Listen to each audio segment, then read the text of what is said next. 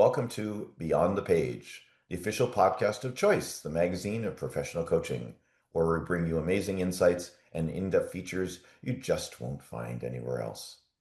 I'm your host, Gary Schleifer, and I'm excited to expand your learning as we dive into this recent article and have a chat with these brilliant authors behind it and uncover the learnings that are transforming the coaching world. When you have a chance, join our vibrant community of coaching professionals as we explore groundbreaking ideas, share expert tips and techniques, and most importantly, make a real difference in our clients' lives.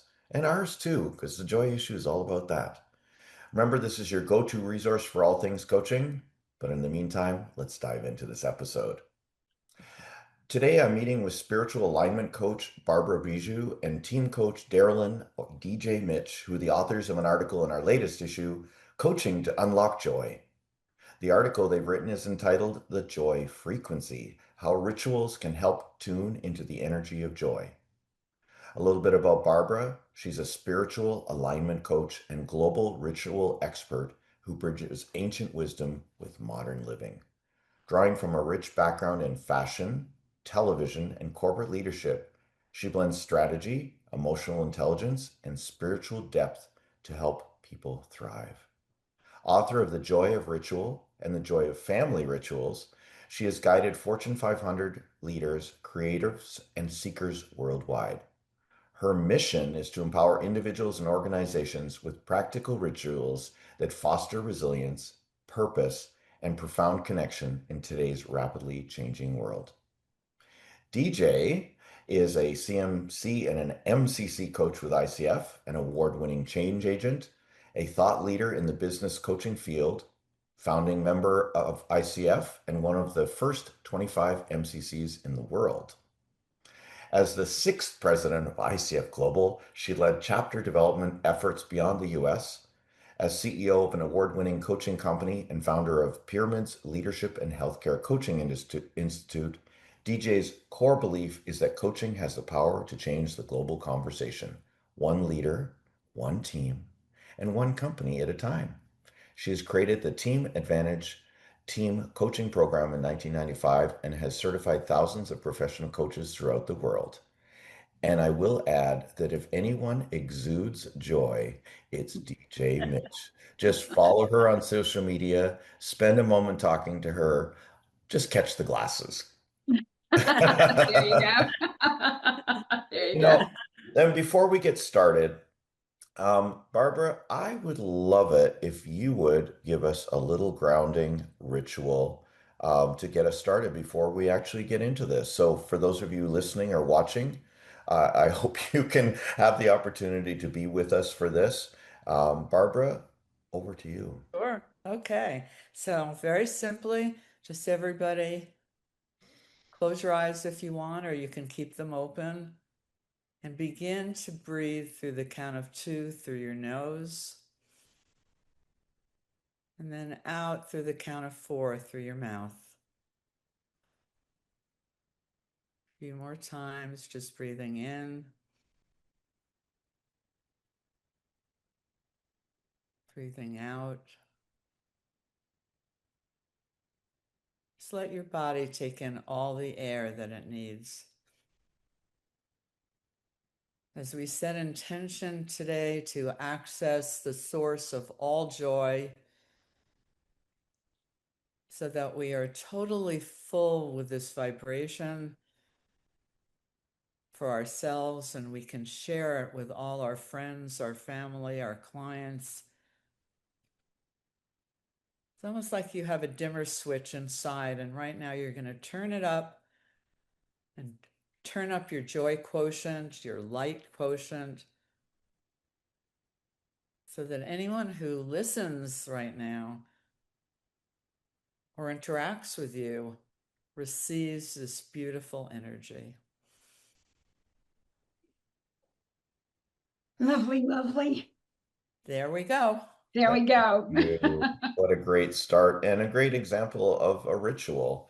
Um, I'm guessing that both of you got together and were sharing rituals. What's a favorite ritual for each of you? That's a great question. I will tell you, I met Barbara 17 years ago, which I can't believe it's been that long. But when we interviewed her on the Mystic Grits and Matzo Balls Right. podcast, which was one of the first of its kind with Laura Berman Fortgang. So I just want to bring her into the spirit of this because she's another joy bod. But yeah, for me, there are so many rituals, but from putting the things that I've accomplished in a joy jar and looking back at them over the time. But when I met Barbara, I think we spent a lot of time in just looking at the casting of vision, right? One of the things I love to study is quantum theory and the field of interrelationships of how everything is connected and how our thoughts become things. And just holding the space for that is one place. But she gave us an angel ritual, which is a 3-day event where we actually create an altar and welcome the angels in. And the angels are then passed along to 3 other individuals somewhere around the world to welcome them into the homes and to ground light. And I'm being very intentional about bringing in the spiritual conversations because we're in a path of integration right now that is in a quantum field, accelerated, and is needed for all of humanity. So I'll just pass it to Barbara and let you talk a little bit more about the angel ritual, if you like, or the ones that you love most, or the one you love most. Well, I think the one I do the most, I do release rituals all the time because I really have learned over the years that the brain doesn't know the difference between creating a release ritual and reality. So whether it's in my morning shower where I release concern for the day about a project, or I'm really upset about my son or something's going on and I'll write everything I'm feeling and then I burn it. I'm a huge believer, and I can remember actually, DJ, the first time I ever brought that into a corporate workshop. Right, I right, wasn't sure how anyone would respond. right, I think I'm right. some wacko, right? And Yeah. at the end of this workshop, that was the one thing that they all came up and shared with me, which was the most powerful. Because you don't realize sometimes how much you can hold. And just by doing these simple rituals, you make space. It's like you have a coffee cup and it's, to the top and you can't put anything else in it. And then you drink some and you have more space. So as we make space for new things, miracles can come in, new things could come in. Yeah. Well, thank you. And I can't help but think about, another friend of ours, Janet Harvey. She has a saying, a pause gives more than it takes. Mm. Mhm. And I keep saying it, my clients are just like, and that pause in saying it in a way is almost like a ritual, and then that I ask them to carry away. And Mhm. now I think, as a result of rereading this article, as if I haven't read it enough times, getting it to the publisher, I think more and more of how important ritual is, and including with family and around special events, and you can make it up in the moment, like Barbara did for us today. It wasn't in the script; it was just occurred that it would be a great idea. Um, there's also, you illustrated in the article, so I can't help but think along that of frequencies and Yeah, yeah. resonance. And you wrote about the concept of high frequency states of being. Tell us more about that for those that haven't read the article. Yeah, so I was a broadcaster before I had this career, this now 31-year career in coaching. And in broadcasting, I sat down with an engineer when I first tried to understand why does the height of a tower matter, and getting the signal out to so many people who are listening, et cetera. And he walked me through the map of frequencies that happen across, the terrain of land for AM amplitude modulation frequencies or frequency modulation in the FM in the line of horizon. And when I looked at it, I had this like awakening, like goosebumps. And it was clear that we have radio signals, megahertz signals running through us all the time. And our thoughts literally engage with that field, Mm, that energetic field. And from there, we create what we experience, we create our realities, we create the narratives, we create everything. And if we just can hold peace, if we can hold joy for 17 seconds, we align with the ability to create in the universe from the story we want to tell. And so the higher our frequency, you said something about joy. Joy has been my guiding word for 2 years in a row for a reason. I used love once upon a time. And when you say, I want to love more going into the first of the year, love is your word. What you will find is you are given a lot of opportunities to do difficult things in love. What I found with joy is that it becomes a North Star. It's a calibrating back to that energy that you want to bring, the passion you want to bring into the field. And it resonates at a frequency of 528 hertz, which is above the love frequency of 500 hertz. And on its way to, there are many different frequencies now that are measured beyond what David Hawkins did. In vellum frequency, 928 hertz is called the angel frequency. So as we are expanding our understanding of all that is in the field of energy, we are being able to tap into the frequencies in a way that can heal us, in a way that can have us come to a different level of understanding in the people we see in front of us. And we are being tested around that right now, right? But for me, it's just looking at the scale. The other thing I want to bring into the field is the frequency of shame is the lowest frequency on the planet. So if love and joy are in the 500s, if enlightenment is up there, is above that. Shame is one of those things when we feel guilty or ashamed of ourselves, or we shame other people. You should have done this. And I'm saying this to every leader who's listening. You should have, puts people in a place of just clamping down energetically. And the frequency of that is one that we've all owned at some point, but it's hard to navigate out of because it's so dense. The energy is so dense. So we're dancing in the space of these things all the time, and it is a choice. It's a choice, Gary. It's a choice. Which way am I going? There we go. Choice. Right there. It's a choice. Because, the more conscious we become, the more we can look at things that we're experiencing and go, well, that's not serving me. And then take our shower, like Barbara said, with her ritual and go, okay, that one, I'm done with that. Let's wash that one out and let's choose again. And if I were joyful in this moment, what would I see that would be new? And for me, it's a constant asking the question that helps me navigate back to different choices. Barbara? Yeah. Well, I mean, I'm going to piggyback on everything. I just worked with a company where the CEO believed in that so much, he handed everybody T-shirts that said, "Stop shooting on yourself." Oh, yeah. And I mean, it brought a little joy, but I mean, it put it in a different perspective because, you beat yourself up all the time. And it's like yelling at a kid when they're learning to walk. You had enough chances, stop falling. It doesn't work. But if you can have some humor and joy in the whole thing, then you expand.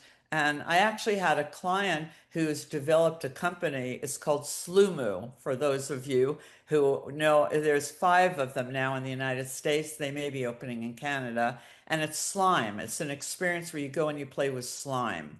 Oh So, my gosh, and that would but be you would think hilarious. it's just for kids, but no, companies bring their teams there. And in just the experience of playing with slime and joy, you could have a slime shower, you could do this. All of a sudden, these new ideas come up because that's where that innovation comes. When you're in that playful, joyful energy, you're not trying to figure it out. You're open, your intuition is on high, steam, which, by the way, to me, that is the one skill we all need to develop in 2026 more than anything. We need to become the technology. Our intuition is crucial, and you can't get it through beating yourself up. You need it through the silence, through the joy, through the pauses, as you said, Gary. So it's all kind of coming together, and we have more fun and we create better things, right? I mean, we're having a good time right now. Right, We're exactly. just putting that energy. Anybody who's listening is having a good time. So Right. it's contagious. Yeah, awesome. Thank you. Everything's contagious. Everything. Well, I mean, Shame is shame is contagious. contagious. So joy is contagious, and we want to be around people who have that kind of energy. Right. So we went to a really low frequency. We went to a really high frequency. Where do rituals fit in? Does it help us get from the bottom to the top? What's the role of rituals? The role of ritual for me is taking the pause, as you said, learning to make every moment sacred and special. This doesn't have to be religious at all. And it helps you transition from one state to another. So I mean, just think of all the rituals we all do. We graduate from college, we get our driver's license. We're going into different transitions, but most of the time we don't really acknowledge that, which is a great way of not necessarily being high or low, but just being able to have the energy. It's like filling up your tank with gas as opposed to driving around with a quarter tank of gas. You fill it up and then you can move in different directions. You can create and you can adjust so that, like you said, I love just making up. DJ knows this. I mean, I have hundreds and thousands of rituals I've studied, I've learned, I've taught, but I'm always making up new ones. I was at the where was I yesterday? We went down to a park and there was a stream, and I turned around to my friend Liz and I said, "Oh, let's just pick up rocks now and let's put into the hold the energy in this rock, anything that we're letting go of, because there was a lot of bad news yesterday, and we were feeling it, and we said, let's just release this heaviness, and we just threw it into the water, and immediately we opened up some space." So it could be as simple as that. And gratitude is a great ritual I mean, we all know that when you treat somebody well and you honor where they're doing, even if they're just trying, they try harder. Hmm. Share, collaboration again is a big theme in 2026. So for those of you who do know, don't know, in Chinese astrology, it's the year of the fire horse. It's a 1 year in numerology, meaning a whole new beginning. And we have the opportunity to do things different and to do things more in community that help other people. It's not just me, it's we. And I think that's a big shift. And that's where the joy comes in. The more we could do it joyfully, the faster it's going to happen, right? That's Yeah, and why I collaborate on every issue of choice. I find myself a co-leader and away we go and work together, and it's so much more fun and it keeps me accountable too, by the way. But Right. that's funny. Yeah, I think I've never done anything alone. I write articles, I bring you people, Carrie, that I want you to meet. So when I reached out to Barbara to do this article, it's because I've experienced her work over now, 2 decades. And I love her. She's been in my home, and one of the rituals she did with me was in making a transition that I was going through. We have a bridge in our backyard that's over a little creek, and we started in our swing that's on the other side of the bridge and started walking back. And she had me do a release exercise and leave behind a rock, a stone, and walk into the new space with my new intention. And I felt that freedom that she talks about. So doing this with your clients, with your teams, really important. Doing that even in conversations with each other, with your families around the holidays, can be really a meaningful experience. So, yeah. So continue to look at that, at the experiences you want to have. And I love that you make them up in the moment, Barbara, and so do I. But the collaboration, yeah, Yeah. because I've learned from you. And the collaboration pieces, when we look at the world that we're inhabiting, we are collecting islands of sanity, islands of people like us, of sanctuary, where if we share our rituals, it's like lighting another candle, right? That burns bright in their communities and their families. And Ripple. that may be, for me, the visual to hold right now, because it is real easy to go spiraling down with the population, right? Right. Yeah, true. How true.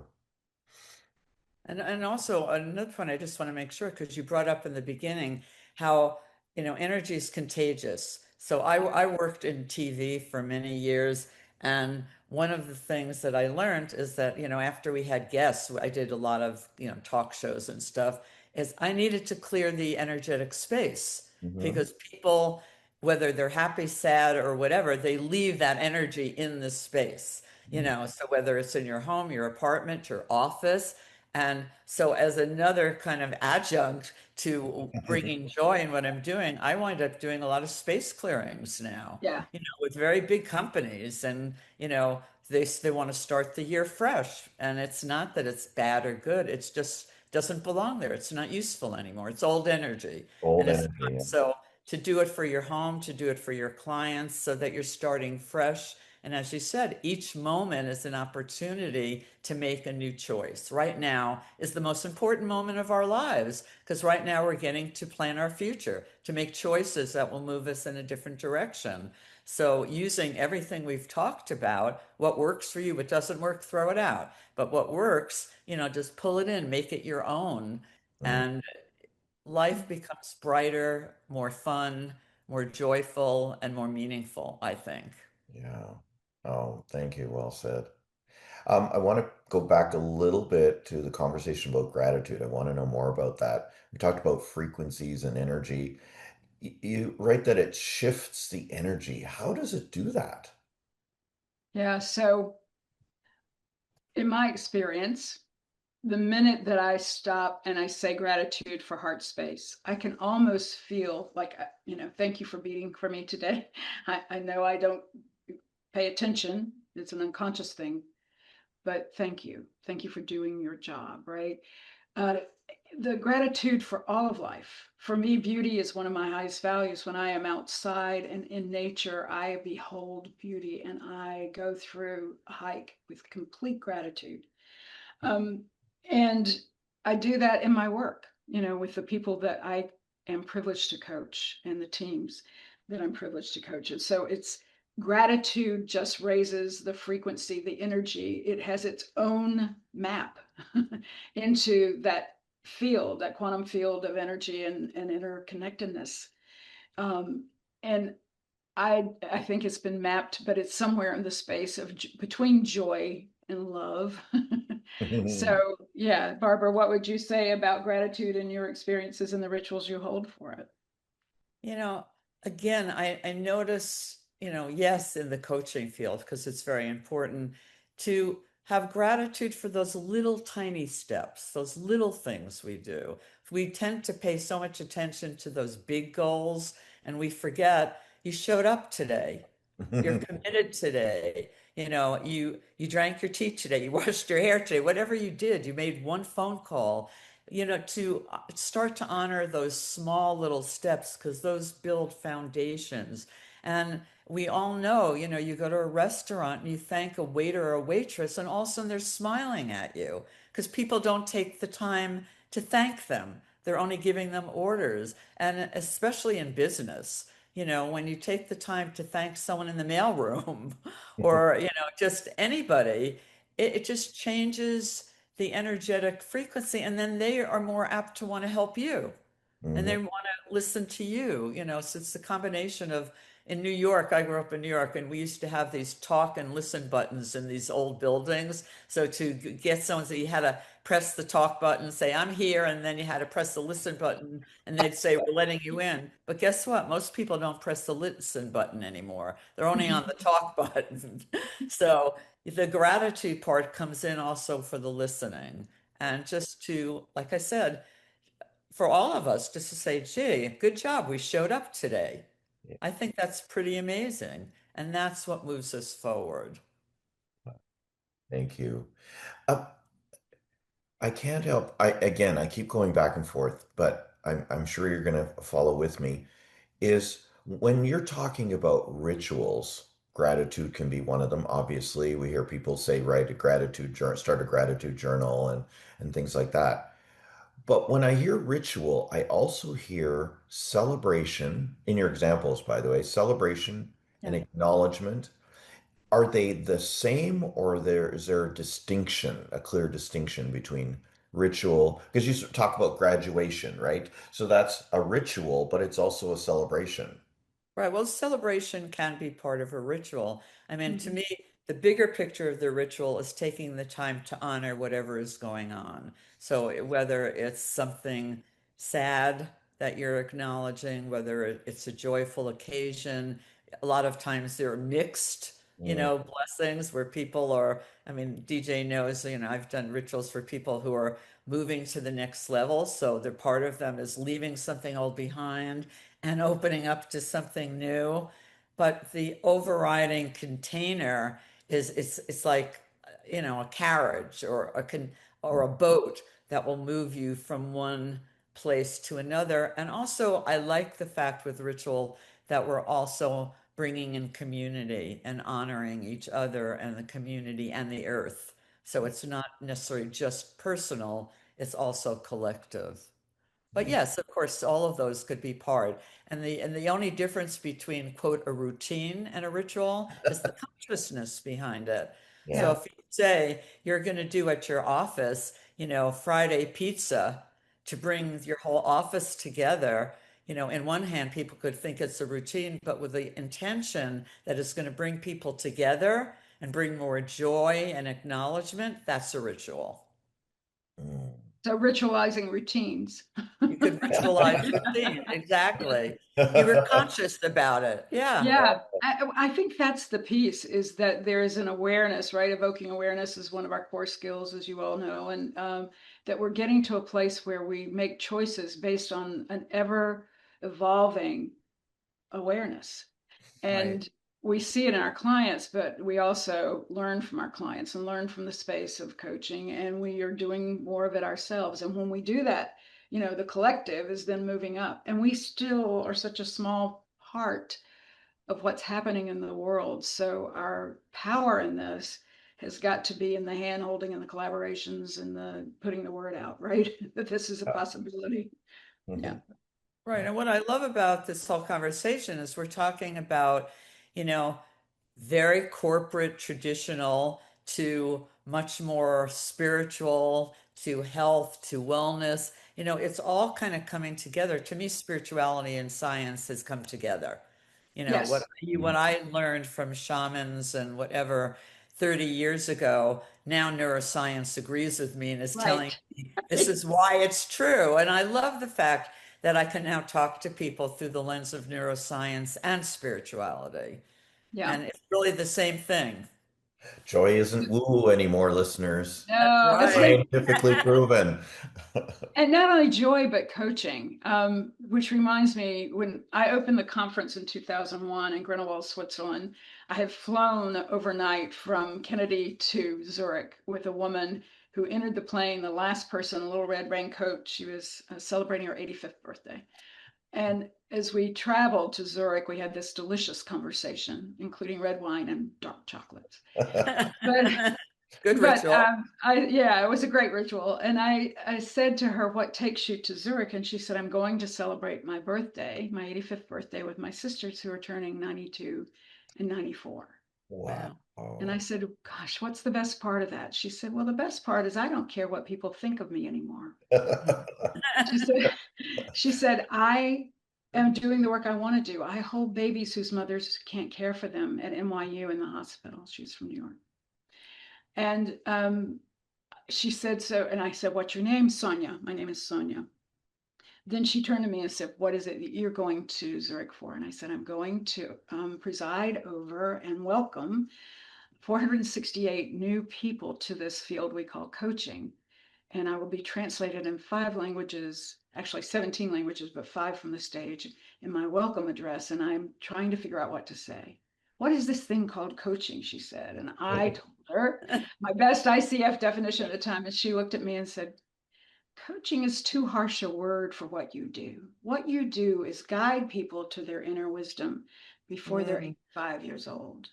So I wow. tell that story, I'm interpreted in the room, and I Mm. realize we speak to the culture before we speak to the human beings in it.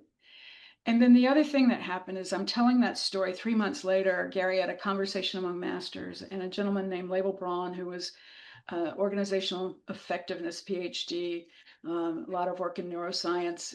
He came up to me and tapped me on the shoulder. He said, "I want to thank you for telling that story, but you had no idea what just happened." And I said, "What?" He said, "Sonia is a derivative of Sophia. You traveled with the goddess of wisdom." And then he said, "What happened to her when you got off the plane?" I said, "That's funny. She disappeared. I didn't see her claim bags. We had this, he said, because she wasn't there. Oh, Then he thank said, the you. reason I know this is that 85, he did the numerology on this. He said, she gave you 3 keys to understanding that technology and spirit are coming together. She gave you the Microsoft Network certificate, and then she gave you the 3 numbers. 85 resolves to the level of consciousness that we are attaining. And it is a number that that you will see over and over again during this period of time. So it resolves, Barbara, I think, to 7, right? Then the 92 is resolving to a time that was predicted to come about after the year 2000, and we're now in that space. And he said, you know, this is a time that you are going to be called forward. All of you who are light beings, light workers, are going to be called forward into the space. And 94 is an angel number. He said it is a number where all that will ever be is coming into discovery. And it is being guided to those of you who seek it. So when I started with the angel ritual as being one of my favorite with Barbara's, it's because when I am conscious of calling in the world of spirit into my space, you know, some of us think we live there all the time, and we do, but when I'm conscious of it, there's something dramatic that happens. So I think that rituals are going to be a home base for coaches going forward, because we're here to carry this light, to wake people up. We are part of the awakening. And I see that as tremendous responsibility and joy. That's all I have to say about that. Yeah.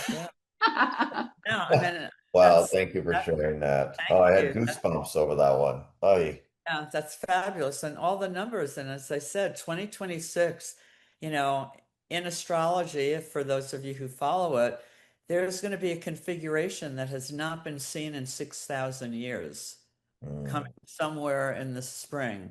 So we're talking major, major changes and ability to really shift, even though it looks very dark on many levels right now. There's cracks of light, you know, good old Leonard Cohen, you know, you could see the light coming through. Hello, Canadian. And it's really, we have the ability to shift things. And I see especially younger people, when we're coaching them, really care about grassroots community. They really care about helping the earth and making a difference and, you know, giving back. So I start to see that shift. There's a lot of hope. And again, the more joy they have doing it, I watch them get up and dance at sunrise. I have another client called Daybreaker, and they dance at sunrise. You know, it's a whole sober dancing kind of thing. Hundreds of people come all over the country, all over the world to dance and come together and set vision for what they want to build community. It's beautiful. Yeah, wow. Oh my gosh, unfortunately, we're going to have to start heading down the garden path of closure on this ritual of mine called the Choice on the Page podcast. I normally say this, and I would like for you to contribute to a change in the way I say this, because it has a word in it that I think is not relevant to today's conversation. Normally, I say, what would you like our audience to do as a result of the article in this conversation? And I don't think the word do is appropriate today.